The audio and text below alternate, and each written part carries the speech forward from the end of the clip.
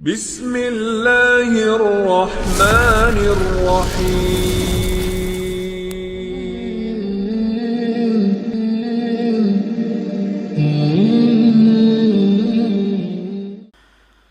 Allah Subhanahu wa taala berfirman dalam surah Al-Mudaththir ini, biarkanlah aku yang bertindak terhadap orang-orang yang aku sendiri telah menciptakannya, dan aku beri kekayaan yang melimpah serta anak-anak yang bersamanya, dan aku berikan kelapangan hidup seluas-luasnya. Kemudian dia ingin sekali agar aku menambah nikmatnya. Tidak bisa, sesungguhnya dia telah menentang ayat-ayat kami Al-Quran. Aku akan membebaninya dengan pendakian yang memayahkan. Sesungguhnya dia telah memikirkan dan menetapkan. Maka celakalah dia, bagaimana mungkin dia bisa menetapkan?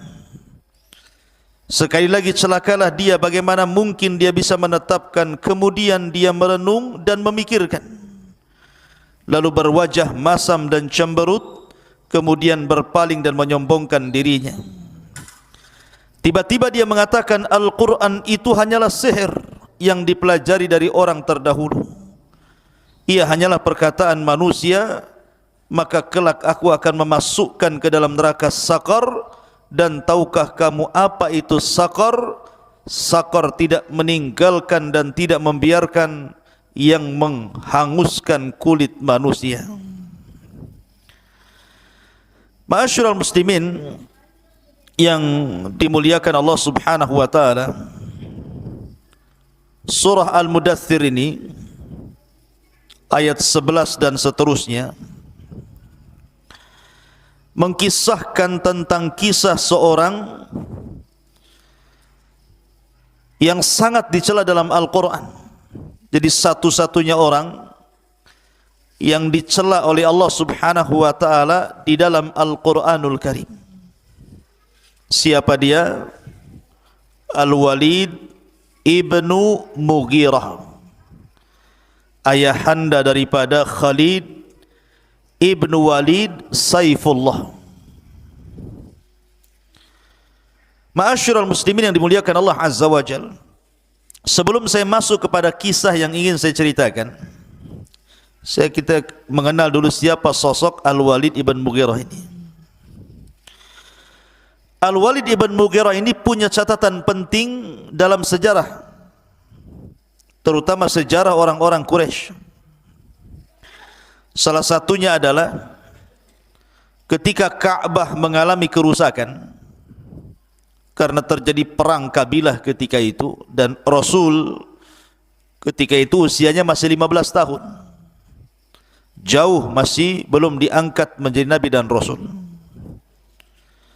Akibat peperangan itu Ka'bah sebagiannya roboh.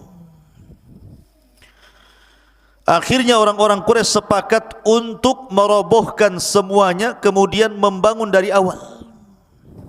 Masalahnya masih terngiang di telinga mereka kisah tentang penyerangan Ababil terhadap Abraha. Kalau kemudian mereka merobohkan Ka'bah, membangun kembali dari awal, dikhawatirkan Ababil itu datang dan menyerang mereka, sehingga mereka tidak berani untuk menyentuh Ka'bah sedikit pun.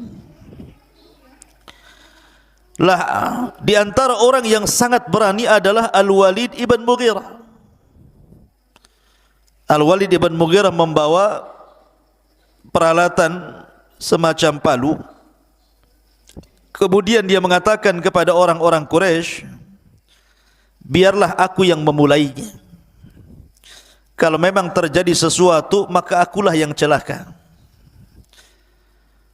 Karena sesungguhnya Abraha datang untuk menghancurkan Ka'bah, tapi aku hendak memperbaiki Ka'bah. Akhirnya mulailah kemudian Al-Walid ibn Mughirah ini menghancurkan sekeping demi sekeping Ka'bah, sampai akhirnya ditunggu tidak juga datang burung ababil. Maka akhirnya orang-orang Quraisy mereka pun mengikuti Al-Walid ibn Mughirah ikut merobohkan Ka'bah, yang kemudian akhirnya direnovasi, tetapi karena dananya diharuskan dari yang halal sehingga pembangunannya tidak sampai selesai, di mana Hijr Ismail tidak masuk ke dalam Ka'bah, harusnya masuk. Tapi begitulah Allah Subhanahu wa taala kehendaki. Maka di sini ada jasanya Al-Walid ibn Mughirah. Kemudian juga Al-Walid ibn Mughirah ini digelari orang-orang Quraisy sebagai Al-Wahid. Al-Wahid itu orang satu-satunya. Maksudnya orang satu-satunya karena setiap tahun Ka'bah itu diberikan kain kiswah. Jadi ganti setiap tahun itu diganti. Lah tahun pertama untuk mengganti kiswah Ka'bah itu dananya dari kabilah-kabilah. Kemudian tahun kedua ketika penggantian kiswah Ka'bah itu dananya dari Al-Walid ibn Mughirah, satu-satunya setiap 2 tahun sekali mengganti kisah Ka'bah dengan biaya sendiri. Maka disebut Al-Wahid. Karena Al-Mughirah ini, Al-Walid ibn Mughirah ini orang paling kaya. Orang paling kaya saat itu, di mana dia memiliki kekayaan itu terbentang dari Mekah sampai ke Taif. Itu kebun dia tuh. Di situ ada kebun kurma, ada lembah kambing, lembah unta, macam-macam. Pokoknya orang paling kaya zaman itu adalah Al-Walid ibn Mughirah. Walaupun terkadang orang kafir semacam Al-Walid ibn Mughirah itu, toh juga keturunannya ada juga yang masuk Islam, seperti Khalid ibn Walid masuk Islam, Al-Walid ibn Walid masuk Islam, Hisham ibn Walid masuk Islam. 3 putranya semua masuk Islam. Tapi selebihnya putra-putranya kan banyak belasan itu, ada yang mengatakan 16 orang itu. Yang masuk Islam 3, yang lebihnya mengikuti agama bapaknya, agama moyangnya. Ma'asyiral muslimin yang dimuliakan Allah Azza wa Jalla, bahkan karena kedermawanannya Al-Walid ibn Mughirah ini, setiap datang musim haji selama 40 malam dia selalu menyembelih 10 ekor unta, kemudian dibagi-bagikan kepada jemaah haji makanannya. Saking dermawanannya, makanya wajar kemudian Al-Walid bin Mughirah ini dihormati oleh orang-orang kafir Quraisy, dicintai oleh orang-orang kafir Quraisy selain kaya, dermawan. Karena jarang orang kaya itu dermawan, rata-rata orang kaya itu pelit.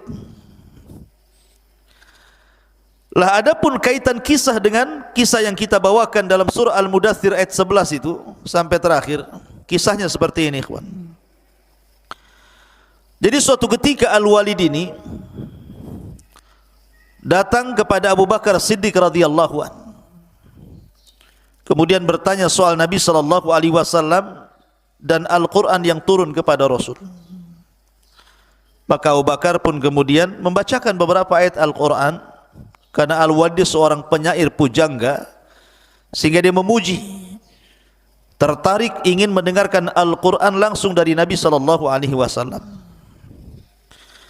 Maka setelah mendatangi Abu Bakar, mendengar beberapa ayat dan juga surat yang dibacakan Abu Bakar, makin tertarik, akhirnya dia datang kepada Rasul. Yang ketika itu kebetulan memang orang-orang Quraisy sangat berhajat kepada Al-Walid untuk dijadikan delegasi menghadap Rasul supaya Rasul menghentikan dakwahnya. Berangkatlah Al-Walid ibn Mughirah kepada Nabi sallallahu alaihi wasallam. Kemudian kata Al-Walid bin Mughirah, aku sudah mendengar ceritamu wahai Muhammad, bahwa engkau membodoh-bodohkan Tuhan mereka, bahwa engkau memecah belah persatuan mereka, bahwa engkau mencaci maki agama mereka. Kata Al-Walid, ya Muhammad, in kunta turidu malan jama'na min amwalina. Kalau engkau ingin harta wahai Muhammad, kami kumpulkan harta-harta kami kami serahkan harta-harta kami kepada anda sehingga anda menjadi orang yang paling kaya. Tapi stop dakwah. Wa in kunta turidu malikan malaknak. Tapi kalau engkau ingin jadi raja, jadi pemimpin, maka kami siap menjadi rakyatmu dan kau menjadi pemimpin kami asal tinggalkan dakwahmu. Wa in kunta turidu imra'atan jawaznaka bi ajmali fatati Quraisyin. Tapi kalau karena engkau ingin seorang wanita cantik, kami pilihkan. Kita seleksi wanita-wanita cantik, kemudian kami nikahkan kepada anda, asal berhenti dari dakwahmu. Wa in kunta majnunan allajna, kalau engkau memang gila, kami carikan dokternya. Pokoknya Al-Walid menawarkan terus kepada Nabi SAW. Sampai akhirnya Rasul mengatakan, sudah bicara wahai Walid, kata Rasul. Ya sudah, sekarang giliranku. Maka Nabi SAW mulai menjawab tentang apa yang dikatakan Al-Walid kepada dia. Dengan apa? Dengan wahyu. Nabi menjawab dengan Al-Quran. Kata Nabi SAW, beliau membacakan surah Fussilat. A'udzu billahi minasyaitonir rajim. Bismillahirrahmanirrahim. Hamim. Tanzilum minar rahmanir rahim. Kitabun fussilat ayatuhu Qur'anan Arabiyan liqaumi ya'lamun. Basyiran wa nadhiran fa'arada aktsaruhum fahum la yasma'un. Sampai kepada firman Allah Azza wa Jalla, fa in a'radu faqul anzartukum sa'iqatan mithla sa'iqati 'adin wa thamud. Maka Nabi SAW membacakan surah Fussilat ini. Hamim. Al-Quran ini diturunkan dari Tuhan yang maha pengasih lagi maha penyayang. Kitab yang ayat-ayatnya dijelaskan, bacaan dalam bahasa Arab untuk kaum yang mengetahui, yang membawa berita gembira dan peringatan, tetapi kebanyakan mereka berpaling serta tidak mendengarkan. Sampai kepada ayat, jika mereka berpaling, wahai Muhammad, katakan, aku telah memperingatkan kalian akan bencana petir yang sangat besar, seperti petir yang pernah menimpa kaum Ad dan kaum Tsamud. Ketika dia baca ayat ini, Al-Walid bangkit dan mengatakan, hasbuka hasbuka ya Muhammad, cukup cukup wahai Muhammad. Lah setelah itu kemudian Al-Walid berpaling dari Rasul SAW, kemudian mendatangi orang-orang Quraisy. Kata orang-orang Quraisy, ya Al-Walid, kau sudah datang kepada si Muhammad itu, apa hasilnya? Bagaimana tawarannya? Diterima atau tidak? Apakah dia masih terus melancarkan dakwahnya atau berhenti? Kata Al-Walid ibn Mughirah, dia mengatakan, wa madza aqul? Apa yang harus aku katakan kepada kalian ini? Fa wallahi ma fikum rajulun a'lam bil ash'ari minni wala a'lam bi rijzin wala bi qasidati minni wala bi ash'aril jin. Kata Al-Walid ibn Mughirah, demi Allah, tidak ada di tengah-tengah kalian orang yang lebih memahami syair Arab dibandingkan diriku. Tidak juga mengetahui tentang rajaz dan qasidahnya mengungguli diriku. Tapi apa yang diucapkan sampai kepada syair-syair jin, aku pun tahu katanya. Syair jin pun tahu sih Al-Walid ini. Kemudian dia mengatakan, wallahi, demi Allah, ma yushbihu alladhi yaqulu syai'an min hadha. Yang aku dengar dari ucapan Muhammad itu sama sekali tidak ada yang masuk dalam kategori ini.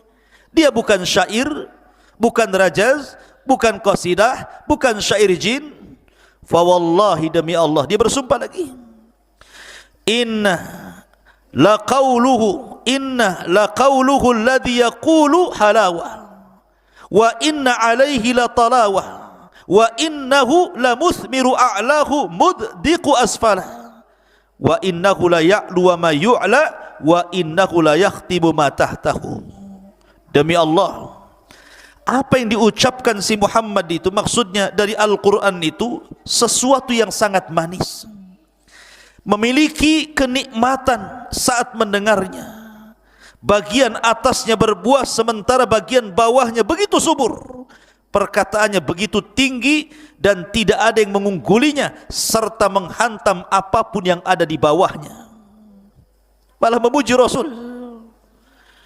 Ketika Al-Walid justru memuji Al-Quran dan juga ajaran Rasul, ini kebenaran yang diucapkan Al-Walid. Apa kata orang-orang musyrik yang mendengarnya?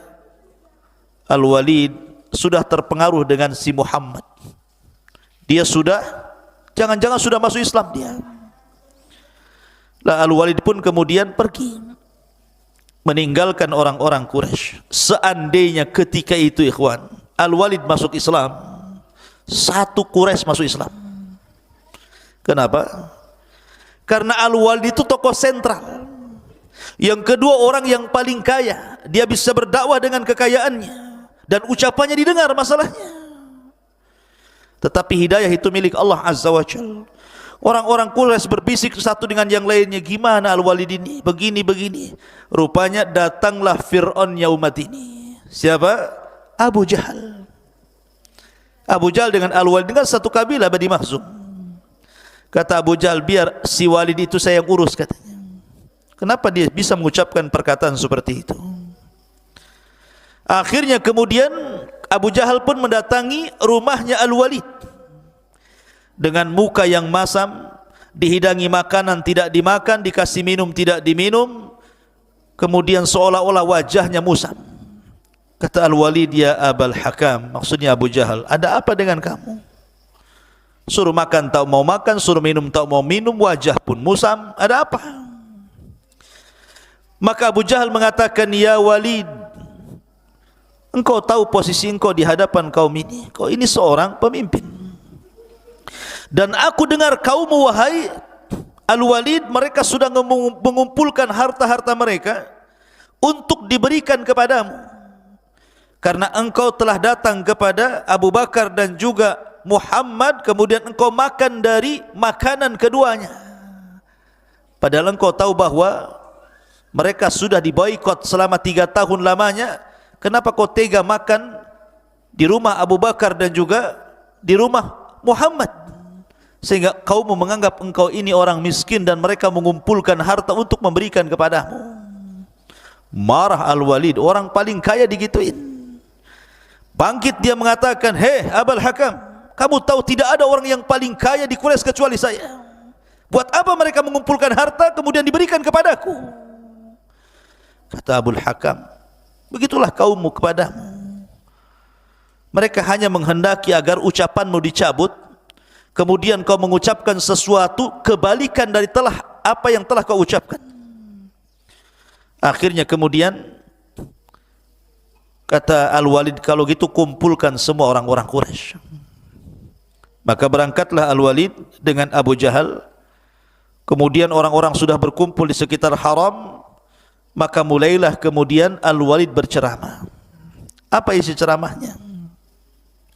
Kata Al-Walid di hadapan orang-orang Quraisy, apa yang harus aku katakan kepada Muhammad? Jika aku katakan dia gila, kalian tahu orang gila seperti apa? Jika aku katakan dia seorang penyihir, kalian tahu penyihir seperti apa? Jika aku katakan dia seorang penyair, kalian juga tahu siapa penyair itu. Jika aku katakan begini, begitu, begini, begitu, pokoknya panjang lebar. Masih juga Al-Walid itu ketika itu mengucapkan kalimat hak tentang Nabi SAW. Sampai Abu Jahal ini bingung mau berbuat apa gitu kan. Akhirnya kemudian Al-Walid pun pergi meninggalkan orang-orang yang sedang kebingungan dengan ucapannya. Di tengah jalan baru dia berfikir. Disinilah cerita dimulai dalam Al-Quran ini, di mana Allah Subhanahu wa taala berfirman, "Dzarni wa man khalaqtu wahida." Biarkanlah aku yang bertindak terhadap orang yang aku sendiri telah menciptakannya. Wa ja'altu lahu malam mamduda, aku berikan kekayaan yang melimpah. Bayangkan kekayaan Al-Walid terbentang dari Mekah sampai ke Taif. Itu kekayaan dia semua. Wa banina syuhuda, anak-anaknya banyak. Ada yang mengatakan 16 orang anaknya itu. Semua sukses. Wa mahadtu lahu tamhida, dan aku pun berikan kelapangan seluas-luasnya, mudah untuk mencari rizki. Summa yatma'u an azid, sudah kaya masih juga kurang. Maka Allah mengatakan, kalla innahu kana li ayatina anida, tidak mungkin ku tambah lagi nikmatnya, karena dia telah menentang ayat-ayat kami Al-Quran. Sa'urhikuhu sa'uda, aku akan membebaninya dengan pendakian yang memayahkan. Innahu fakkara wa qaddar. Dari sini mulainya. Jadi habis ceramah Al-Walid ini, kemudian dia pulang. Di tengah jalan dia berpikir, apa tadi yang saya ucapkan? Mulai dia ketakutan. Ketakutan kalau jabatannya akan hilang, pengaruhnya akan hilang, sehingga orang-orang akan meninggalkannya. Summa innahu fakkara wa qaddar, sesungguhnya dia memikirkan dan menetapkan. Fakutila kaifa qaddar, maka celakalah dia, bagaimana dia menetapkan, seolah-olah kalau seandainya kita masuk ke dalam lubuk hati Al-Walid, Al-Walid kebingungan. Kalau saya katakan Muhammad gila, dia kan enggak gila. Kalau saya katakan Muhammad dia penyair, dia bukan penyair. Kalau saya katakan Muhammad ini begini-begini, dia kan enggak begitu-begitu. Bingung dia selama perjalanan itu. Ya. Makanya summa kutila kaifa qaddar summa nazar. Sekali-kali celakalah bagaimana dia bisa menetapkan, kemudian dia mulai merenung. Sambil jalan itu melihat ke atas, melihat ke samping, melihat ke bawah. Orang bingung. Summa abasa wa basar. Mulailah wajahnya masam, cemberut, ya kan. Ketika sudah hampir sampai di rumahnya, dia berpikir lagi tuh. Akhirnya dia balik lagi ke kaumnya, karena khawatir kan, jabatannya hilang, pengaruhnya hilang tuh. Karena bagaimanapun ucapannya sangat membela Nabi SAW. Tiba-tiba kemudian dia naik lagi ke atas mimbar, kemudian dia mengatakan, faqala in hadza illa sihrun yu'thar, in hadza illa qaulun bashar, katanya. Oh ya, memang Muhammad itu kalau dikatakan gila, dia tidak gila. Kalau dikatakan tukang sihir, dia bukan sihir. Kalau dikatakan begini-begini, dia bukan begini dan begitu. Tetapi dia mengatakan, in hadza illa sihrun yu'thar. Quran yang dibawanya, maksudnya yang dibawa Nabi SAW adalah mantra-mantra impor dari luar, katanya. Alasannya apa? Karena orang yang masuk Islam itu kan biasanya kalau suaminya masuk Islam, istrinya tidak, maka akan bercerai, berpisah. Sehingga seolah-olah ditasbih dengan sihir.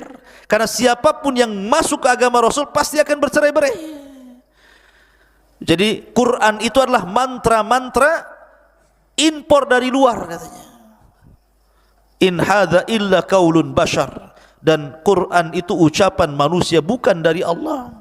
Subhanallah. Bayangkan, padahal hidayah sudah masuk tuh ya ke hatinya, membenarkan apa yang diucapkan Nabi SAW, tetapi karena takut ditinggalkan manusia, akhirnya dia pun menanggalkan hidayahnya. Dari sini Allah katakan, sa'uslihi saqar, kalau aku akan memasukkan dia ke neraka saqar. Wa ma adraka mas saqar, dan tahukah kamu itu neraka saqar? La tubki wa la tadhar, neraka itu tidak meninggalkan satu daging pun, satu tulang pun, kecuali akan dibakarnya. Lawahata lil basar, dan akan menghanguskan kulit manusia. Kaedah ahli tafsir mengatakan, siapapun yang dicela dalam Al-Quran, maka dia akan berakhir dengan su'ul khatimah. Siapapun manusia yang dicela dalam Al-Quran, maka akan berakhir dengan su'ul khatimah. Salah satunya Al-Walid ibn Mughirah dicela dalam Al-Quran, bahkan satu-satunya yang dicela dalam Al-Quran.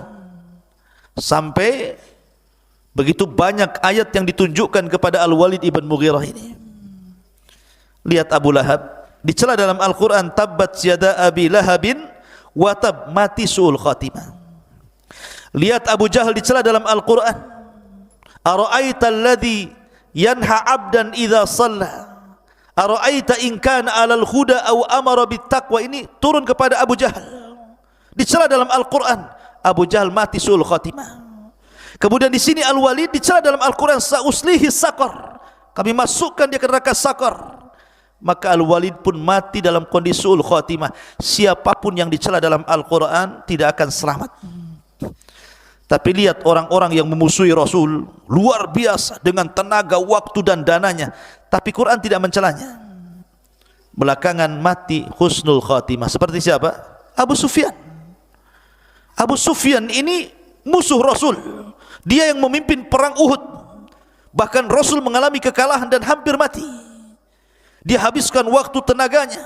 Tapi Quran tidak membicarakan Abu Sufyan. Belakangan setelah Fathu Mekah, Abu Sufyan masuk Islam dan istrinya Hindun. Bahkan keturunannya menjadi raja pertama dalam Islam, Muawiyah bin Abi Sufyan. Dan itu kaidah Al-Quran. Siapapun yang dicela dalam Al-Quran tidak akan selamat dari hidayah. Tidak akan selamat dari kesesatan dan tidak akan dapat hidayah dan mati su'ul khatimah. Ma'asyiral muslimin yang dimuliakan Allah Azza wa Jal, maka dari kisah Al-Walid ibn Mughirah ini berharganya sebuah hidayah untuk kita pertahankan. Karena Al-Walid ini sama kondisinya dengan Abu Jahal.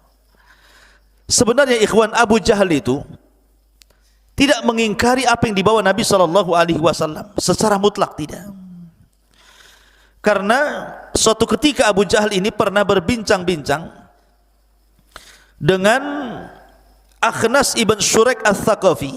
Jadi ada seorang yang namanya Akhnas ibn Syurek al-Thaqafi datang ke rumah Abu Jahal, Fir'aunnya umat ini. Kata Akhnas ini, ya Aba Jahlin, kita cuma berdua di rumah ini. Saya ingin tanya bagaimana pendapatmu tentang si Muhammad itu. Maka Abu Jahal tiba-tiba memuji Nabi SAW dan mengatakan, wahai Akhnas, kau sudah tahu orang itu tidak pernah berdusta, dan apa yang diucapkannya itu sebuah kebenaran. Masalahnya wahai Akhnas, antara aku dengan dia itu kan beda kabilah. Karena Abu Jahal itu dari kabilah Bani Mahzum, sementara Nabi SAW dan juga Abu Talib dari kabilah Abdi Manaf. Beda kabilah walaupun sama-sama Quraisy. Sementara kami Bani Mahzum itu bersaing dengan Bani Abdi Manaf untuk mengambil hati orang-orang Quraisy. Apabila Bani Abdi Manaf mereka ngasih sumbangan, kami juga ngasih sumbangan. Kalau mereka mencalonkan pemimpin, kami juga calonkan pemimpin. Kalau mereka ingin memberi makan jemaah haji, kami juga kasih makan jemaah haji. Pokoknya apapun yang mereka lakukan, kami lakukan, sehingga kami setara dengan Bani Abdi Manaf. Tiba-tiba Bani Abdi Manaf ngomong kepada kami, kami punya nabi, kalian tak punya nabi. Mana imbang? Ya, kami punya nabi, kalian tidak punya nabi. Apakah kami juga akan mengatakan kami punya nabi? Nabi dari mana kan gitu? Sebab itulah kami kalah saingan. Seandainya mereka tidak mengatakan lana nabi walastum nabi, kami nabi dan kalian tidak punya nabi, tidak dikatakan ucapan ini, tentu Abu Jahal dapat hidayah. Dari sini menunjukkan salah satu yang menghalangi hidayah itu apa? Karena takabur, kesombongan, hasad dan sombong. Ini kan penyakit hasad nih. Ya. Jadi yang kenapa Abu Jahal tidak masuk Islam? Bukan tidak tahu kebenaran, dia tahu kebenaran. Dia memuji Nabi SAW, tapi karena hasad dan takaburnya dia akhirnya dia tidak masuk Islam. Itu saja sebenarnya masalah dunia. Ya. Makanya penting kalau kita bicara tentang hidayah, terlampau banyak orang-orang yang sudah tahu tentang hidayah tetapi tidak mendapatkan hidayah itu. Makanya kenapa doa Nabi SAW yang diajarkan kepada kita, yang pertama kali kita minta adalah hidayah. Allahumma inna nas'alukal huda wat tuqa wal afafa wal ghina. Pertama hidayah dulu, baru ketakwaan, baru kehormatan, baru kekayaan terakhir. Ma'asyiral muslimin wal muslimat rahimani wa rahimakumullah. Di sini Allah Subhanahu wa taala mengatakan inna hadainahus sabila, sesungguhnya kami telah menunjukkan kepadanya jalan. Ayat sebelumnya menjelaskan kepada kita tentang proses kejadian manusia, di mana ketika kita berada di dalam janin ibu-ibu kita, Allah Subhanahu wa taala memproses dari segumpal mani kemudian darah sampai menjadi daging dan terbentuk, kemudian dilahirkan. Setelah dilahirkan inilah Allah Subhanahu wa taala katakan inna hadainahus sabila, sesungguhnya kami telah menunjukkan kepadanya jalan. Apa yang dimaksud as-sabil dalam ayat ini? Sebagian para ulama maksudnya as-sabil di sini artinya jalan keluar dari rahim seorang ibu menuju dunia saat kelahiran, itu maknanya as-sabil. Dari situlah ada perpindahan alam dari alam janin menuju alam dunia, dari alam yang saya katakan tanpa sebab menjadi alam yang penuh dengan sebab, penuh dengan bahaya. Di sini Allah Subhanahu wa taala banyak memberikan nikmat. Di antaranya Allah Subhanahu wa taala mengatakan wallahu akhrajakum min butuni ummahatikum la ta'lamuna syai'an wa ja'ala lakumus sam'a wal absara wal af'idah. Allah telah mengeluarkan kalian dari perut ibu-ibu kalian. Saat dikeluarkan Anda tidak mengetahui apapun. Baru kemudian Allah berikan pendengaran, penglihatan, hati dan pikiran. Jadi saat manusia lahir ketika masih bayi, Allah Subhanahu wa taala jaga rizkinya. Dan juga Allah tanamkan kasih sayang seorang ibu dan ayah untuk anaknya.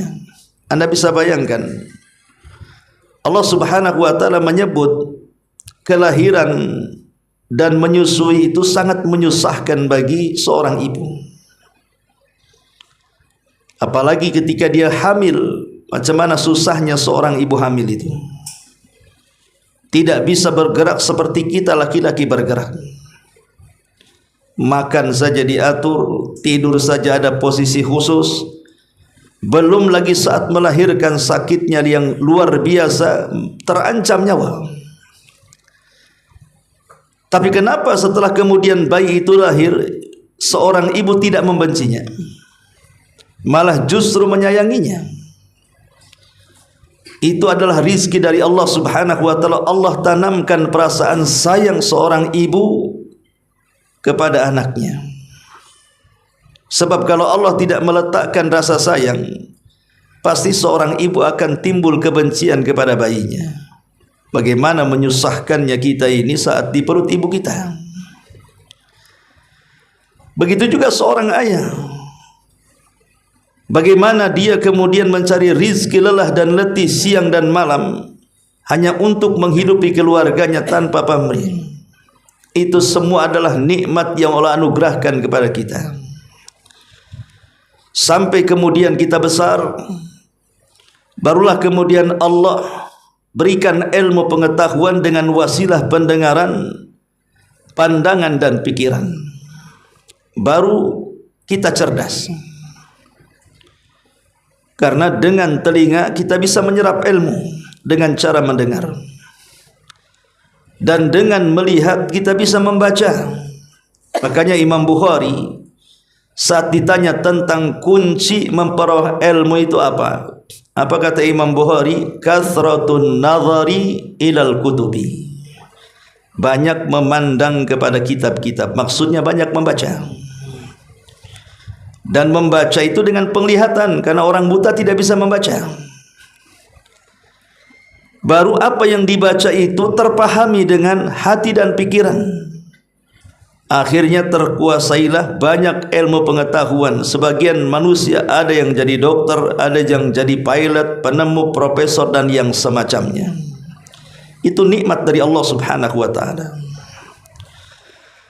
Belum nikmat-nikmat yang lainnya. Nikmat secara umum. Bagaimana Allah Subhanahu wa taala memberikan 4 nikmat besar bagi manusia. Pertama, nikmat aman. Allah berikan nikmat keamanan kepada kita, terutama kita di negeri kita ini luar biasa aman sekali. Berbeda dengan negeri-negeri yang dilanda dengan peperangan. Kemudian yang kedua, nikmat sehat. Dan nikmat sehat ini nikmat yang luar biasa. Dengan kesehatan kita bisa ibadah. Karena orang sakit itu susah ibadah. Kemudian juga nikmat bagaimana Allah Subhanahu wa taala membimbing kita ke dalam hidayah. Hidayatul Islam. Ini nikmat luar biasa. Dan nikmat di dalam hidayah itu sendiri kita merasakan ketenangan lahir dan batin. Makanya ada sebagian para ulama ketika memberikan tafsiran inna hadainahus sabil. Sabil di sini artinya tariqul haq. Sebagian ulama tafsir maksudnya adalah jalan kebenaran. Allah Subhanahu wa taala sudah memberikan jalan kebenaran dengan cara apa? Diutusnya Rasul kepada kita dan diturunkannya kitab kepada kita. Di mana Rasul sallallahu alaihi wasallam dan Al-Qur'an yang dibawanya sudah disampaikan secara sempurna. Tidak ada satupun jalan menuju surga kecuali sudah dijelaskan. Tidak ada satupun jalan yang bisa menghindarkan dari neraka pun sudah dijelaskan. Masalahnya Allah mengatakan inna hadainahu najdain. Kami sudah berikan kepada kalian 2 pilihan. Ini ada 2 jalan. Yang ini jalan surga, ini jalan ke neraka. Silahkan tinggal pilih. Makanya Allah Subhanahu wa taala mengatakan imma syakiran wa imma kafura.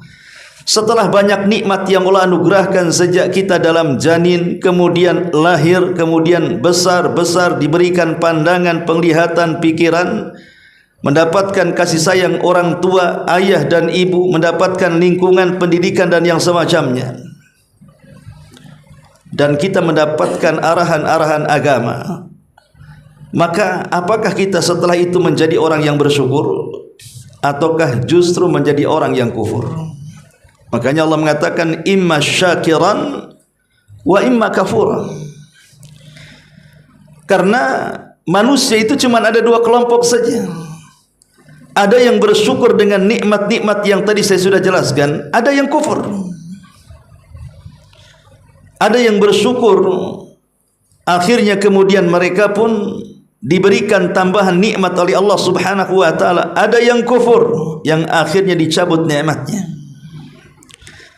Lalu seperti apa atau tanda-tanda orang yang bersyukur itu? Ma'asyiral muslimin yang dimuliakan Allah Subhanahu wa taala. Orang yang bersyukur itu mereka orang yang mengetahui bahwa nikmat itu datang dari Allah. Semua yang telah Allah Subhanahu wa taala berikan kepada kita itu, kita harus meyakini nikmat ini berasal dari Allah. Fama bikum min ni'matin faminallah. Semua nikmat yang kita rasakan hari ini itu semua datang dari Allah Subhanahu wa taala. Jangan seperti Qarun yang menasabkan nikmat kepada dirinya dan tidak menasabkan kepada Allah. Innama utituhu min ilmin indi. Kekayaan ini ku dapat karena kecerdasanku, kata Fir'aun. Seolah-olah tidak meyakini Allah yang beri. Akhirnya Allah azab si Qarun ini. Fa khasafna bihi wa bidarihil arda. Kami tenggelamkan dia ke perut bumi dan seluruh kekayaannya. Yang kedua, menggunakan nikmat sesuai dengan kehendak zat yang memberikan nikmat kepada kita. Apa sih yang Allah kehendaki dengan memberikan nikmat kepada kita itu? Itulah yang kita amalkan. Jadi nikmat yang Allah anugerahkan kepada kita harusnya kita jalankan sesuai dengan tujuan yang memberikan nikmat. Apa tujuan Allah? Tujuan Allah, wa ma khalaqtul jinna wal insa illa liya'budun. Tidaklah kami ciptakan jin dan manusia kecuali mereka diperintahkan untuk beribadah kepada Allah Azza wa Jalla. Itu tujuannya. Jadi harta yang kita miliki wasilah untuk ibadah. Pangkat jabatan kepemimpinan yang kita kuasai semua wasilah untuk ibadah. Itu semua adalah perahu yang bisa berlayar menuju surga. Kemudian yang ketiga, dengan nikmat yang ada, kita harus bersyukur kepada Allah Subhanahu wa taala dengan cara qanaah. Qanaah itu artinya redha dengan pemberian Allah Subhanahu wa taala. Karena terkadang Allah Subhanahu wa taala itu ketika memberikan rezeki kepada kita setiap harinya atau setiap pekan dan bulannya terkadang berbeda-beda. Begitulah Allah Subhanahu wa taala katakan, wa tilkal ayyam nudawiluha bainan nas. Namanya hari itu kan diputar-putar. Kadang hari ini usahanya lancar, kadang besok usahanya tak lancar, kadang hari ini cuacanya bagus, kadang besok pula cuaca tak bagus, dan begitu seterusnya. Kalau kita tidak menghadapi kenyataan seperti ini dengan qanaah, ikhlas dan redha dengan pembagian Allah Azza wa Jalla, maka selamanya kita tidak akan bersyukur. Kalau kita tidak redha dan ikhlas dengan pemberian Allah sedikit ataupun banyak, maka selamanya kita menjadi kufur.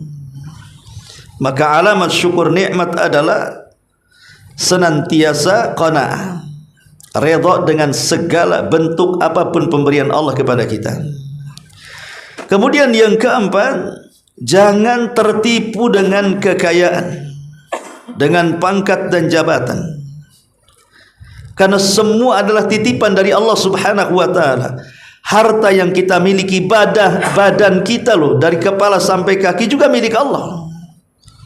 Lalu apa yang disombongkan di hadapan Allah Subhanahu wa taala? Sombong dengan kekayaan sehingga malas salat, malas puasa, malas umroh, haji dan yang semacamnya. Itu semua adalah kekayaan yang Allah berikan kepada kita supaya kita bersyukur dengan cara membalik nikmat itu dengan beribadah dan mentauhidkan Allah Azza wa Jalla. Kemudian tidak membanding-bandingkan rizki kita dengan rizki orang lain. Jangan bandingkan.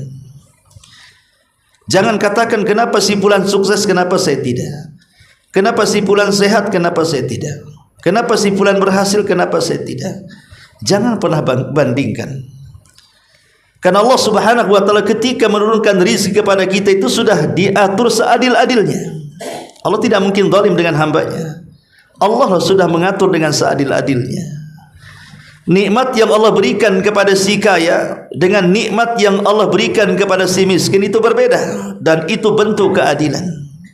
Si kaya nikmatnya lain, si miskin nikmatnya lain. Tapi Allah sudah membagi-bagi nikmat itu sesuai dengan keadilannya. Yang sering saya contohkan, terkadang si kaya ini walaupun rumahnya bagus, kamarnya megah, kasurnya empuk dan lain sebagainya, terkadang dia sulit untuk beristirahat. Tapi si miskin walaupun sewa, banyak hutang, kalau tidur ngoroknya 1 kilo suaranya. Ya, dia bisa nyanyi. Kenapa si kaya tidak nyanyi, si miskin nyanyi? Bahkan ada orang kaya kalau tidur minum pil dulu supaya bisa tidur. Atau kenapa si kaya kadang-kadang dia harus milih-milih makanan, si miskin semua makanan semua dihabisinya. Artinya nikmatnya berbeda. Tapi kadang-kadang karena orang itu tidak warat, tidak qanaah tadi, makanya kemudian akhirnya membanding-bandingkan kita dengan rizki orang lain. Lah ini bentuk kufurnya di sini. Makanya juga di antara alamat kufur justru sebaliknya. Pertama, kalau seandainya dia menasabkan nikmat kepada selain Allah Subhanahu wa taala, itu kekufuran. Atau menggunakan nikmat justru digunakan kemaksiatan. Ataupun dia tidak berusaha ataupun tertipu dengan dunia, akhirnya dia pun menjadi orang yang paling sombong, congkak dan juga besar kepala. Ujub, takabur, merasa cukup, tidak butuh kepada Allah Subhanahu wa taala, dan suka muqaranah, membanding-bandingkan kita dengan orang. Itu sebaliknya, maka mereka dianggap tidak bersyukur dan kufur. Dan dampaknya kalau sudah kufur nikmat, satu, nikmat itu bisa dicabut. Mungkin dicabut secara zatnya, dari kaya menjadi miskin, dari pejabat akhirnya dipensiunkan, atau yang dicabut berkahnya. Kaya iya betul, tapi tidak ada kebahagiaan. Salbun ni'am, kenikmatannya itu dicabut, ya.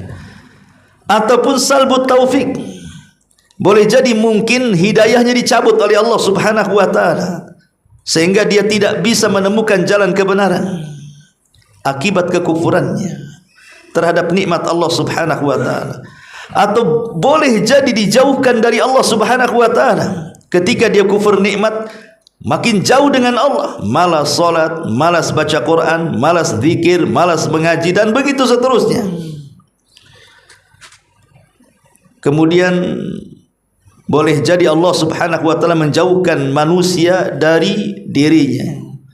Bahkan ujung-ujungnya Allah Subhanahu wa taala sudah menyediakan azab yang pedih bagi orang-orang yang kufur nikmat kepadanya. La in syakartum la azidannakum wa la in kafartum inna azabi lasyadid. Kalau kalian kufur, maka azabku sangat-sangat pedih. Ma'asyiral muslimin wal muslimat rahimani wa rahimakumullah. Kemudian Allah Subhanahu wa taala mengatakan, inna a'tadna lil kafirina salasilan wa aghlalan wa sa'ira. Sesungguhnya kami telah menyediakan bagi orang-orang yang kufur itu.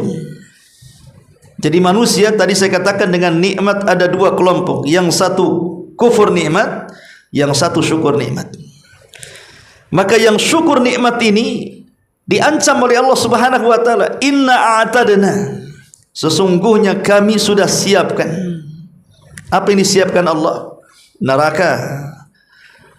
Karena di ujung ayat ini Allah katakan wasaira, api yang menyala-nyala, isyarat kepada neraka. Sesuatu yang sudah disiapkan berarti ada bendanya. Karena ada orang yang kemudian dari kalangan Mu'tazilah mengatakan bahwa neraka dan surga itu belum diciptakan. Maka ini bertentangan dengan nas Al-Quran dan sunnah Nabi SAW. Salah satunya ayat ini, inna a'tadna, kami sudah siapkan. Sesuatu yang sudah disiapkan berarti ada bendanya. Ketika Allah mengatakan kami sudah siapkan neraka, artinya ada nerakanya.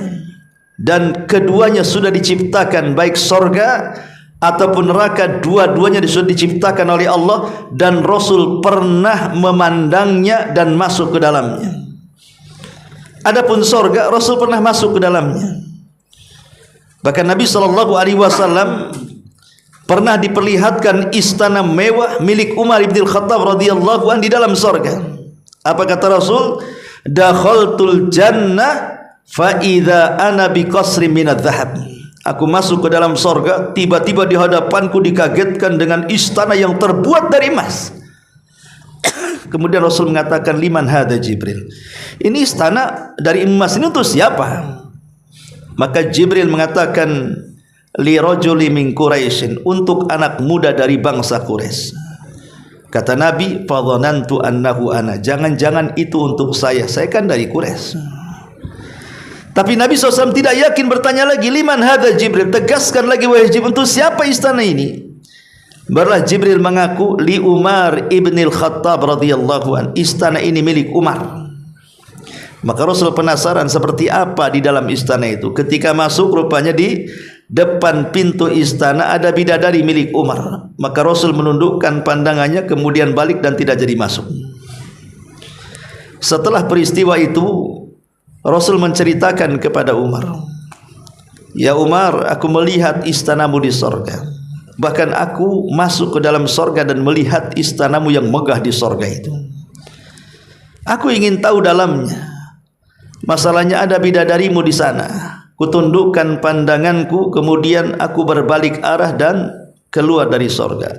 Kata Umar, ya Rasulullah, a'agharu alika ya Rasulullah, a'agharu alika ya Rasulullah, apakah harus aku cemburu dengan kamu gara-gara wanita itu? Kenapa kau tidak masuk? Padahal sebenarnya di sorga kan semua halal, tidak ada yang haram di sorga kan. Tapi Nabi SAW menghargai hak milik orang lain. Rasul tidak mau masuk ke istana itu. Tapi Nabi SAW tidak masuk ke neraka. Karena neraka tidak bisa dimasuki. Rasul hanya diperlihatkan saja. Ittala'tun nar, diperlihatkan kepadaku neraka, fa idza aktsaru ahlihan nisa, rupanya kebanyakan penduduknya adalah perempuan. Kemudian sahabat bertanya, apakah mereka tidak salat, tidak puasa, tidak zakat, tidak ibadah? Kata Rasul, mereka ahli ibadah. Lalu kenapa mereka lebih banyak masuk neraka dibandingkan surga, wahai Rasul?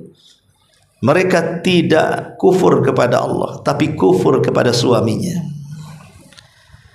Ma'asyiral muslimin, intinya bahwa surga dan neraka itu sudah tercipta. Dan ini bantahan kepada kelompok Mu'tazilah yang mengatakan surga dan neraka itu belum tercipta. Inna a'tadna lil kafirin, untuk orang-orang yang kafir itu, salasilan wa aghlal. Salasil itu diambil dari silsilah. Kita tahu bahwa rantai yang ada di dunia yang digunakan untuk penjahat paling tinggi dirantaikan di kaki, atau di kedua kaki, atau di kaki satu kemudian satunya nyambung ke kaki orang, atau mungkin rantai diletakkan di tangan, atau mungkin diikat di leher. Itu dah penjahat kelas kakap lah tuh. Kalau sudah rantai di leher, diikatkan ke tangan, disambungkan ke kaki sehingga susah jalan, itu dah penjahat kelas kakap mungkin itu. Tapi itu rantai di dunia bagi para penjahat. Tapi silsilah di akhirat, rantai di akhirat itu bukan diikatkan di kedua tangan atau kedua kaki atau leher, tapi dimasukkan lewat lubang mulut, kemudian dikeluarkan lewat lubang dubur. Anda bisa bayangkan rantai neraka itu masuk dari mulut, keluar dari lubang dubur, panjangnya sab'una dhira'an, 70 hasta. Panjangnya rantai itu 70 hasta. Ini satu hasta itu segini, setengah meter. Dimasukkan ke mulut, keluar dari lubang dubur. Kita nggak bisa bayangkan kalau kita melihat ada kambing guling. Lihat kambing guling, satu kambing yang ditusuk dari lubang dubur sampai ke tenggorokan itu.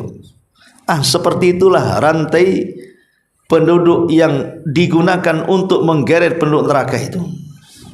Coba bayangkan, jangan cerita rantai yang besar dimasukkan ke mulut, keluar dari lubang dubur. Kita memasukkan sesuatu saja, benang yang kecil kita masukkan saja sakitnya luar biasa. Cemana rantai yang besar? Dan mereka kesakitan dan tidak bisa mati. Itu masalahnya. Kesakitan dan tidak pernah mati. Itu disebut salasilan.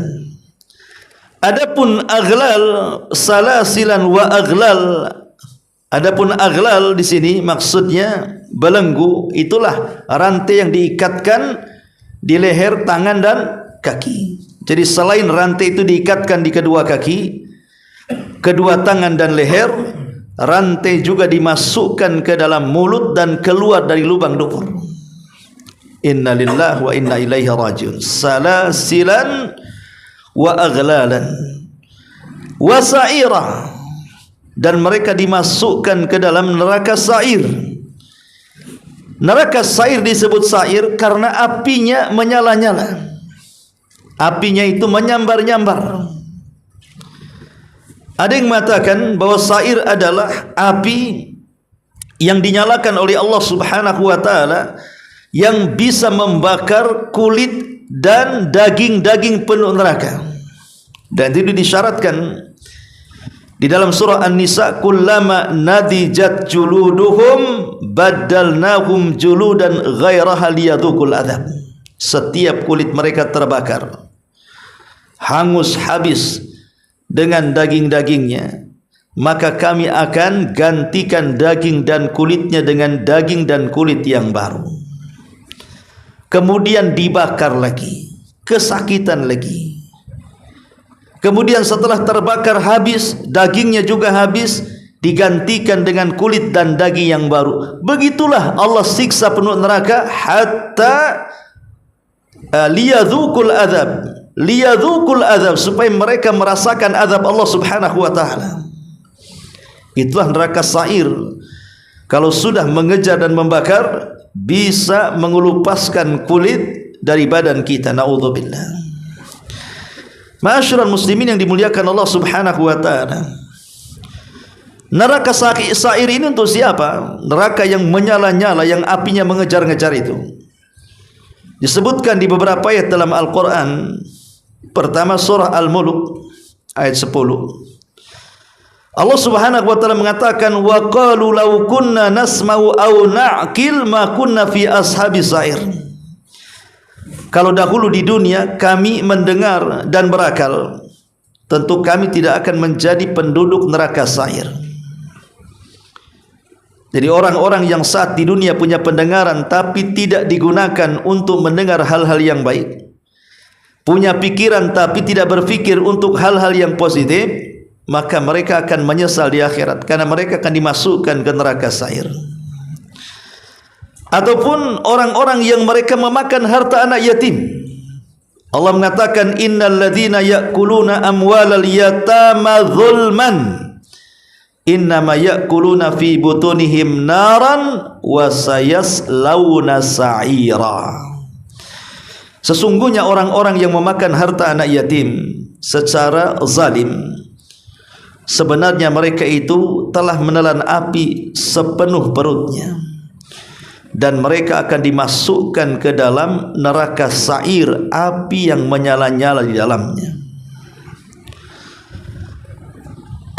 Ataupun orang-orang yang akan dimasukkan ke neraka sa'ir, disebutkan juga di dalam Al-Quran surah Al-Isra ayat 97, wa man yahdillahu fahuwal muhtad wa man yudlil falan tajida lahum awliya min dunihi wa nahsyuruhum yaumal qiyamati ala wujuhihim umyan wa bukman wa summan ma'wahum jahannam kullama khabat zidnahum sa'ira.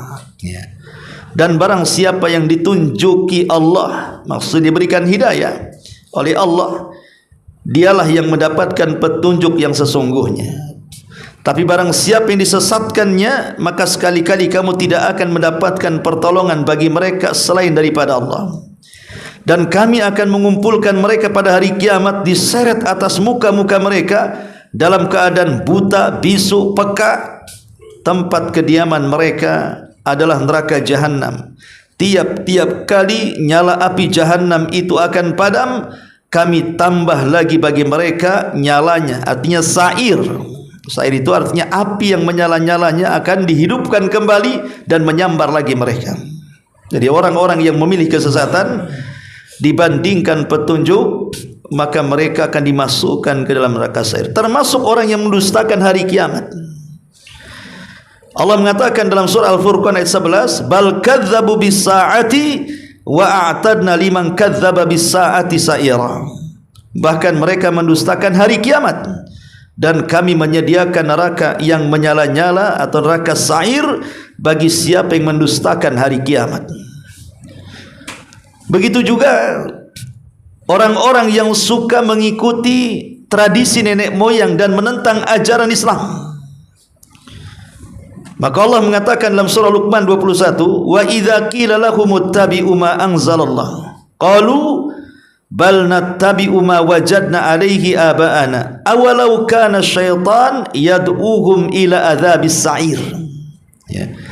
Dan apabila dikatakan kepada mereka, ikutilah apa yang diturunkan Allah, mereka menjawab, tidak, tapi kami hanya mengikuti apa yang kami dapati dari bapa dan nenek moyang kami telah mengajarkannya. Dan apakah mereka akan mengikuti bapa mereka walaupun setan itu menyeru mereka ke dalam siksa api neraka Sa'ir. Jadi orang-orang yang mereka tidak mau taubat, mengikuti apa yang diturunkan Allah dan Rasulnya, lebih memilih ajaran nenek moyang yang sesat, maka mereka terancam dengan neraka Sa'ir. Ma'asyiral muslimin wal muslimat rahimani wa rahimakumullah, termasuk juga orang yang mengikuti langkah-langkah setan. Allah mengatakan dalam surah Fatir ayat 6, "Inna syaitana lakum aduun fattakhiduhu aduwa innama yad'u hizbahu liyakunu min ashabis sa'ir." Sesungguhnya setan itu adalah musuh bagimu, maka anggaplah ia musuh untukmu. Karena sesungguhnya setan-setan itu hanya mengajak golongannya supaya mereka menjadi para penghuni neraka Sa'ir. Termasuk juga orang-orang yang tidak beriman kepada Allah dan Rasulnya. Allah mengatakan dalam surah Al-Fath 13, "Wa man lam yu'min billahi wa rasulihi fa inna a'tadna lil kafirina sa'ira." Dan sesiapa yang tidak beriman kepada Allah dan Rasulnya, maka sesungguhnya kami menyediakan untuk orang-orang kafir itu neraka Sa'ir, neraka yang menyala-nyala. Termasuk juga mereka yang suka percaya dengan para dukun, paranormal, peramal dan yang semacamnya. Karena sesungguhnya referensi mereka para dukun, paranormal, para peramal itu adalah syaitan dari kalangan jin. Dan Allah Subhanahu wa taala sudah melempari mereka dengan meteor saat mereka mencuri dengar. Allah mengatakan, "Walaqad zayyana as-samaa'a ad-dunya bimasabiha wa ja'alnaha rujuman lisyayatin wa a'tadna lahum adzabas sa'ir." Sungguhnya kami telah menghiasi langit yang dekat dengan bintang-bintang, dan kami jadikan bintang-bintang itu alat pelempar setan, dan kami sediakan bagi mereka neraka Sa'ir yang menyala-nyala. Ma'asyiral muslimin yang dimuliakan Allah Azza wa Jalla, intinya bahwa Sa'ir adalah nama dari nama-nama neraka yang diperuntukkan untuk orang-orang kafir dan orang-orang yang melakukan maksiat tertentu. Maka Allah Subhanahu wa taala akan khususkan nerakanya neraka Sa'ir. Sama dengan sakor untuk orang-orang yang tidak pernah solat. Ketika Allah mengatakan, "Masalakakum fi sakor?" Kenapa engkau bisa masuk neraka sakor? Qalu lam nakum minal musallin. Karena dulu kami tidak pernah solat. Jadi sakor itu diperuntukkan untuk orang-orang yang tidak solat. Walaupun kita tahu bahwa memang neraka itu kan darajat, tingkatan-tingkatan. Sebagaimana juga sorga itu darajat, neraka itu darokat. Apa bedanya darajat? Apa bedanya darokat? Kalau darajat itu tangga ke atas, jadi tingkatannya ke atas itu disebut darajat. Makin tinggi makin indah, makin tinggi makin senang. Kalau darokat itu ke bawah, makin rendah nerakanya makin menyeramkan, makin rendah nerakanya makin menakutkan, makin rendah nerakanya makin mencekamkan. Itulah bedanya darajat dan darakat, ya. Jadi semua bertingkat, sebagaimana surga bertingkat, neraka juga bertingkat. Dan tingkatan surga yang paling tinggi adalah Firdaus, karena atap daripada surga itu adalah Arsy Ar-Rahman Azza wa Jalla. Kemudian Allah Subhanahu wa taala mengatakan,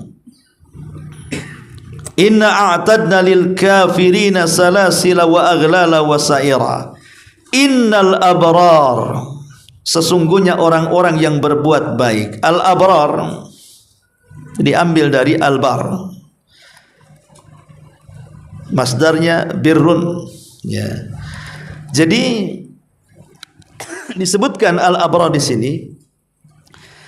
Sebagian para ulama berikan definisi bahwa abrar itu adalah orang yang tahu dengan hak Allah dan tahu dengan hak hambanya. Jadi dia paham apa yang harus dilakukan kepada Allah, apa yang dia harus dilakukan kepada hamba-hamba Allah. Dia tahu hablum minallah dan hablum minan nas. Hubungan baik kepada Allah dan hubungan baik kepada manusia itu disebut abrar. Adapun hubungan baik kepada Allah Subhanahu wa taala yang paling tinggi adalah tauhid. Mentauhidkan Allah Subhanahu wa taala. Adapun kepada manusia yang paling tinggi adalah birrul walidain. Berbuat baik kepada orang tua. Makanya tauhid dan birrul walidain itu disebutkan selalunya dalam Quran satu nafas. Allah mengatakan u'budullaha wa la tusyriku bihi syai'an wa bil walidaini ihsana. Sembahlah Allah, jangan sekutukan Allah, berbuat baiklah kepada kedua orang tua. Itu banyak disebut dalam beberapa ayat dalam Quran. Allah menyebut satu nafas antara tauhid dan berbuat baik. Karena hak Allah yang harus kita laksanakan yang paling tinggi adalah mentauhidkan Allah. Adapun muamalah kepada hamba, kebaikan kepada makhluk Allah yang paling tinggi adalah birrul walidain. Makanya ketika Rasul ditanya soal dosa yang paling besar, Rasul menyebut kesyirikan. Setelah itu apa? Uququl walidain, durhaka dengan orang tua. Sebagaimana tauhid disebutkan satu nafas dengan birrul walidain, maka lawannya juga disebutkan satu nafas. Lawan tauhid syirik dan lawan birrul walidain uququl walidain. Ya. Itulah abrar. Dan tentu setelah itu baru berbuat baik kepada kerabat, berbuat baik kepada tetangga, anak yatim dan yang semacamnya. Innal abrar, karena al-abrar itu atau al-bir, Al-Imam An-Nawawi mengatakan bahwa al-bir itu sebenarnya dia adalah ungkapan dari terkumpulnya semua amal saleh. Jadi amal saleh itu terkumpul dalam kalimat al-bir. Semua amal soleh itu terkumpul dalam kalimat al-bir. Ya. Lah innal abrar, orang-orang yang al-abrar, orang-orang yang berbuat baik itu, baik dia hubungannya baik dengan Allah atau baik dia berhubungan baik dengan manusia, Allah berikan pahala. Berupa apa? Yashrabuna min ka'sin kana mizajuha kafura. Sesungguhnya orang-orang yang berbuat baik itu akan diberikan minuman. Apa minumannya? Khamar. Khamar ini disediakan dari gelas yang dicampurkan di dalamnya air kafur. Kemudian Allah jelaskan apa maksudnya kafur di sini. Ainan yashrabu biha ibadullahi yufajjirunaha tafjira. Maksudnya air kafur di sini adalah satu mata air yang ada di dalam sorga, yang diminum khusus oleh hamba-hamba Allah dan dapat mereka pancarkan dengan mudah dari dalam sorga. Jadi khamarnya dicampur dengan air sumber yang sangat lezat sekali. Makanya Allah mengatakan apa? Wa anharun min khamrin ladzatin lisyaribin. Ada sungai khamar yang kalau diminum itu sangat lezat rasanya. Itulah perbedaan khamar dunia dengan khamar akhirat. Khamar akhirat itu paling rendah sakit kepala, paling tinggi tidur di solokan. Nggak sadar dia, ya. Sakit kepala. Orang yang banyak minum itu banyak penyakit. Tidak ada lezat-lezatnya sebenarnya minum khamar itu. Lezatnya sesaat, tapi sakitnya sepanjang hayat. Tapi kalau khamr sorga itu Allah mengatakan ladzati lisyaribin, lezat bagi para peminumnya. Dan ingat bahwa nikmat di sorga itu yazdad wa yazdad, setiap hari bertambah. Pamannya sekarang kita minum kopi, dengan sejam kemudian kita minum kopi, maka sejam kemudian kopinya rasanya beda. Sejam kemudian minum kopi lagi rasanya beda, makin enak, makin lezat, makin enak. Terus begitulah sorga. Kenikmatan itu semakin lezat. Kalau kenikmatan dunia ini kan terbatas. Makanya ketika Allah Subhanahu wa taala menyebutkan tentang aliran sungai yang merupakan minuman bagi penduduk sorga, Allah mengatakan matsalul jannati allati wu'idal muttaqun. Perumpamaan penghuni sorga yang dijanjikan kepada orang-orang yang bertakwa itu.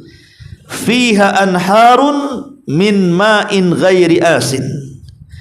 Di sorga itu ada sungai-sungai dan isinya air bersih. Air bersih ini tidak berubah rasa dan baunya. Padahal sungai loh ya. Tapi lihat sungai-sungai di dunia, mana ada? Saya kembali pulang ke Jawa Barat saja 3 sungai jadi limbah tahu. Ya, nggak bisa diminum, apalagi mandi gatal semua. Sekarang sudah banyak sungai-sungai tercemari, nggak zaman kayak kita dulu gitu ya. Hidup-hidup di desa itu kayaknya enak mandi, renang, nyari ikan dan begitu. Sekarang mana ada? Nengok ke sungai aja malas, bau dan begitu seterusnya. Kecuali sungai-sungai tertentu yang masih dipelihara. Tapi di sorga itu dia tidak akan berubah seperti itu saja. Ya. Kemudian Allah mengatakan wa anharun min labanin lam yataghayyar ta'mu. Kemudian di sana ada sungai-sungai terbuat dari susu. Anehnya sungai-sungai susu ini tidak berubah rasanya sedikit pun. Antum kalau nuang susu hari ini, diminum bulan depan, mencret enggak? Nuangkannya hari ini, biarkan 1 bulan, minum bulan depan, ya pasti penyakit kan itu, jadi racun. Tapi di sorga itu lam yataghayyar ta'mu, anehnya tidak berubah. Itulah hebatnya. Kemudian Allah mengatakan wa anharu min asalim musaffa, bahkan ada sungai-sungai dari madu yang disaring. Itulah bedanya madu dunia dengan madu akhirat. Madu dunia ini subhanallah kadang-kadang harus berperang dengan tawon dulu, kemudian diperas dulu, disuling dulu, baru jadi madu. Di sana sudah siap minum, bukan keluar dari dubur tawon, tidak. Memang betul-betul sudah disediakan sungainya, sangat jernih. Kemudian yang terakhir ini pembahasannya wa anharun min khamrin, dan ada sungai yang terbuat dari khamr. Ladzati lisyaribin, subhanallah, lezat bagi para peminumnya. Lezat bagi para peminumnya. Itu yang dikatakan di sini bahwa mereka akan minum di sorga itu. Disebutkan salah satunya di sini khamr yang dicampur dengan air kafur. Ma'asyiral muslimin yang dimuliakan Allah Subhanahu wa taala, tentu minuman dan makanan di sorga itu kita dapati karena amal yang sudah kita amalkan di dunia. Makanya Allah mengatakan kulu washrabu hani'an bima aslaftum fil ayyamil khadiyah. Makanlah, minumlah dengan sedap disebabkan amal yang telah kalian kerjakan di hari-hari dulu di dunia yang kalian sangat lelah letih saat mengamalkannya. Itulah namanya al-jaza min jinsil amal. Balasan itu disesuaikan dengan amalan kita. Makin banyak amalannya, makin banyak nikmatnya. Tapi ingat, walaupun ada kemiripan nama, baik buah-buahan, minum-minuman, sorga dan dunia itu hanya sekedar sama dalam nama, bukan sama dalam hakikat. Kata Abdullah ibn Abbas radhiyallahu anhuma, persamaan sorga dan dunia itu hanya di nama, bukan di hakikat. Di dunia ada khamr, di sorga ada khamr, namanya saja khamr, tapi rasanya beda. Jadi kesamaannya hanya di nama saja, bukan di hakikat rasanya. Karena bagaimanapun kalau sudah cerita cita rasa ataupun rasa minuman dan makanan sorga itu sesuatu yang mata tidak pernah melihat, telinga tidak pernah mendengar, otak pun tidak bisa membayangkannya. Karena kita belum pernah masuk sorga. Sehebat apapun saya menjelaskan tentang sorga, maka sorga itu jauh lebih nikmat daripada yang saya jelaskan. Karena sorga itu adalah puncak kenikmatan bagi kaum muslimin. Wallahu a'lam.